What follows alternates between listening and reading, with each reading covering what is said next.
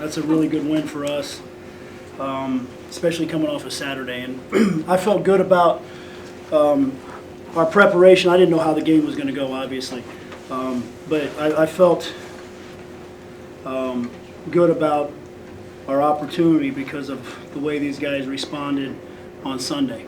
And I thought that would happen, but you never know. They came back. These guys we got high character guys that are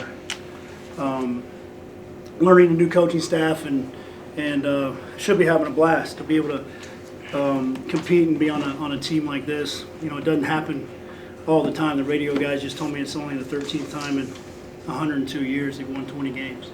So, that's a credit to these guys. But obviously, unbelievable crowd, the student section.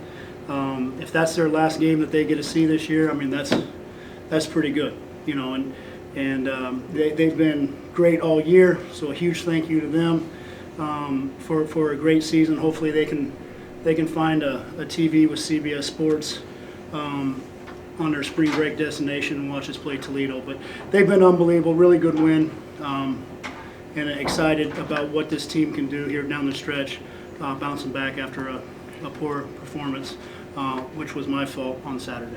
Coach, talk about a team win. I mean, this was a team win. Yeah. So many guys contributed, and what team that you built. Well, when you go into a game and you're down a starter, you got to, it's the next man up, and that's why you have 13 scholarships. We put Luke in the starting lineup. I mean, he responded huge. This dude, I've talked to him before. I played, I get it. What he's gone through this season is not easy. How he's handled it is extraordinary. And he's just continued to come to practice and work and prepare.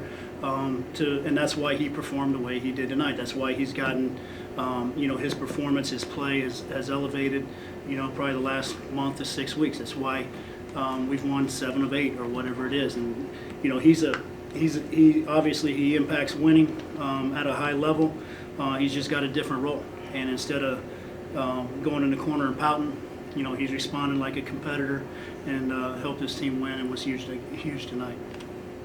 Coach, what exactly was Mickey's injury? He's got a lower leg injury. Lower leg injury. Luke, when you got the nod to start tonight, I don't know, how did you just kind of approach that? Just being competitive. I was excited. Sorry, my voice is completely screwed up. I made him come up here. His fault. He didn't want to come up here. I'm like, dude, listen, man, my voice is like that every game. I'm like, you've earned the right to come up here, man. So if you need to whisper it, I can translate. No, it'll come back. But yeah, let me get a drink of water real quick. Can you repeat the question again, please? I just, I think this was your third start of the year. You've been playing a lot of years prior, but you've been coming off the bench. So when you got the nod tonight, just how did you kind of mentally approach that? The same way every single game. Just ready to go whenever your number's called. Like Coach said, just being ready to compete. Whatever that is, whatever minutes they are, and just coming in and starting on the defensive end, because I feel like the defensive end, gets me in my mojo and playing hard. So just coming in to compete, and I was excited. I was really excited. So it was a great atmosphere. So it made it a lot easier to have that energy. Jalen, in the first half you had foul trouble, so you didn't play much, but you kind of exploded in the second. What was kind of going through your mind at halftime? Coach told me when I was on the bench, I was mad that I had picked up my third foul. He was like, calm down. You're going to be the one that help us win this game in the second half. So I just cheered my teammates on, made sure I kept the same energy. And when I came back out, I knew I was going to stay aggressive and just try to stay in the game, stay in the flow of the game. So. Yeah, what was kind of going through your mind on that transition 3? Yeah, it was going up. It was going up. You kind of really win the games in the first half. What was the conversation like in the locker room to really explode out in the second half and get that lead, hang on to it? Well, I was pleased with the way we played the first half. Neither team really shot the ball particularly well the first half. I thought we had some open looks, we just missed them. But I liked our flow offensively. I loved our fight and competitiveness on the defensive end. I loved that. So I knew we were going to have a chance. We were getting to a lot of 50-50 balls. Felt like if we cleaned a few things up, The only thing is we gave up that 3 at the, to head into halftime that gave us a deficit. But I was really pleased with how we were competing. And so, we just talked about what we needed to do to continue to play at that level and continue to get the type of shots we were getting the first half. And the second half, they fell for us. Now we were able to do through all kinds of, I don't know how many fouls were called tonight. It looks like 44 fouls. It put both teams in some binds with some foul trouble. And, Mickey being out and putting Luke in the starting lineup, we were able to play smaller, allowed us to spread the floor, and we were able to get into the paint, both off the bounce and through post feeds, and then we were able to take care of or handle some of their rotations and get some open shots, and guys made plays. And so, I was just really pleased the entire night with our competitive spirit. I thought it was at a really high level, which is what we've been building towards. Now we gotta take another step on Saturday and next week and take all this stuff with us to Cleveland. You mentioned it kind of in your opener, and kind of doing a huge blowout for the last, theoretically the last home game for the student section. How much has this exceeded your expectations based on day one? Well, I didn't really know what to expect because I'd never been here. I didn't know what it was, but I was told some stories, and I could watch some film and see it, and it's very gratifying to see that. And I hope we start something this year that not only the students but the community wants to support, and I'm going to do something for the community on the last game. And but those students, I'll come up with some silly gimmick again. I'll do a party planner again if that's what it takes. I don't really care. I want our team to play hard and compete and do what it takes to win. And if we do that, and the students to show up and have a good time, and if we play good basketball, you're in Indiana, they're going to support it. Luke, kind of what you mentioned earlier about you having to adjust your role from the previous years. What were some of the challenges or experiences you had with that? It was a little rocky at start, I'm not gonna lie. It was tough to hear, but eventually I just put my head down, came to work, and me and coach had straight up conversations, and just whatever you can do to win at this point. We're 20-8 for a reason. Everyone's just bought in, and when one guy does it, it just trickles down. So I feel like that was just, there's no exception not to buy in when everyone's doing it. Just want to win. So When you're on, I said this before, when you're on a good team, it's easy to be on a bad team. He shoots one, I shoot one, he shoots one. We all go down, we don't guard anybody. It's easy to do that. It's really, really difficult to be on a good and winning basketball team in college basketball, because he's got to sacrifice, everybody's got to make personal sacrifices to be a part of a winning team. And then there's a responsibility of doing that every day. And that's kind of where we are. We're learning how to do it every day. And nobody, based on like last year's playing time and things, has sacrificed as much as this dude. And he's just as responsible for how we played here down the stretch as anybody else. If he handles that differently, others handle it differently. But when you can look to a guy that's been a part of a program for his 4th year now, that's responded the way that he has, then it makes it easier for everybody else to kind of fall in line. So this dude is, he's been special with that.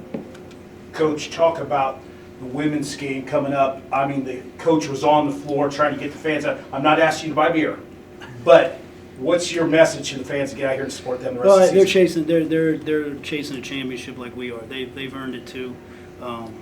I got a little something coming. Don't worry about it. I got a little something coming. We're gonna have fun with it. Coach, how important is a win like this over the team that's atop the conference standings? I think these guys have had a great season, but what I think tonight does, you win on the road at Toledo. You beat Akron. You beat Kent State, but that was a long time ago. We got dinged by Buffalo. We didn't play well the other night. I think as we head into Cleveland, this just reminds these guys that on any given night we can compete with anybody in this league, and that's you just got to go string it together for 3 days, and that's what everybody really wants. Everybody's this season you're in this league. You're trying to be able. I've said it before. You're trying to be able to play your best basketball in Cleveland. And so we're working towards that. But I think if anything, it just gives them in the back of the mind that, hey, we've got a legit shot at this thing. Coach, what's the number one thing you're going to work on coming up with the next tournament? Well, I think, at this point in the year, we've played 28 games. We kind of are who we are. I think you just want to kind of clean up some of the little details and really don't have any slippage. And we're playing, obviously we played pretty good basketball today. So when we fight and compete the way that we did today, we're going to have a chance. Now, if I try to start saving their legs again, and we lose our competitive spirit, we can play like we did against Western Michigan. But I told these guys the other day, that's not happening. We're gonna continue to fight and compete in practice, just like we have to get to this point. Lesson learned by the old coacher. Luke, I think it was at Kent State the last time. I know it was in a loss, but I think that broke a cold spell for you from three, and you had 8 points then, and then since then, like you said, have clicked and been more productive statistically. Did something click in that time period? Just playing confident, staying steady, just trusting, the work that's been put in, and trusting in the teammates and coaches. It'll all play out. So I didn't really try and get my head involved too much. I did in the beginning, and then I just kind of let it go. It must have felt good tonight. I think season high 13 points, and in a big win and a big stage with the crowd. Even people after the game were talking to me about you, and you seem like you're on fun out there. So yeah, it was a lot of fun. The energy was great, and who's not going to have fun when there's a crowd like that? So it was awesome. Jalen, kind of adding to that, the crowd kind of fueled you guys' second half run. How do you feed off that energy? I feed a lot off the energy, especially when we make a big play and you just hit a crowd behind you. How can you not just keep playing hard or keep trying to make plays for your teammates or just trying to play good basketball for them? They come out, some pay their money, and the students come out and support. So, you got to give them what they want and win. For either of the players, compared to your freshman seasons here, that crowd, how much does it help your playing style? Can you remember your freshman season? Like 10 years ago. No, it's a big difference. I think everyone's noticed that, and it plays into huge. It brings our energy up from the jump. So it was definitely a very big difference since my freshman year. These are the biggest crowds I've ever played in at Ball State. Coach, what do you think was more key to the game? Winning the rebounding battle 38-27, getting 18 to 6 on assists comparatively, or hitting 27 of 34 free throws? I think they all three played a role. I think that the key, now the first half, I think we only had 7 field goals, but we had 7 assists. You finish the game, 24 field goals, 18 of them were assisted. It just shows how we were able to spread them out and share the basketball. And that's a good defensive team to sort of score 82 on them is huge. And you're not going to do it by trying to break guys down one-on-one. And so we were able to get to the paint, spray it. Obviously I don't like giving up 11 offensive rebounds, but winning the battle on the glass, the second chance points, we were up 3, up 4 in the paint. Now they beat us in the turnover points, but our ability to get to the free throw line and then make them tonight, I think all played a huge key. Kind of reverse. I showed those guys the stats in our pregame talk about the points off turnovers, and second chance points at Kent, and we were able to flip that, which was a huge key. Anything else, guys? 5 guys hitting double digits tonight. It's happened a few times now. Yeah, how important is that? The balance is good. The balance is key because you got to account for 5 guys on the floor, and so we've been pretty good at that all year, and I think our balance is one of our biggest strengths. On any given night, a different guy can go do their thing, and but that you have to account for somebody. You can't just not guard somebody out there, and so it puts a little bit more pressure on the defense.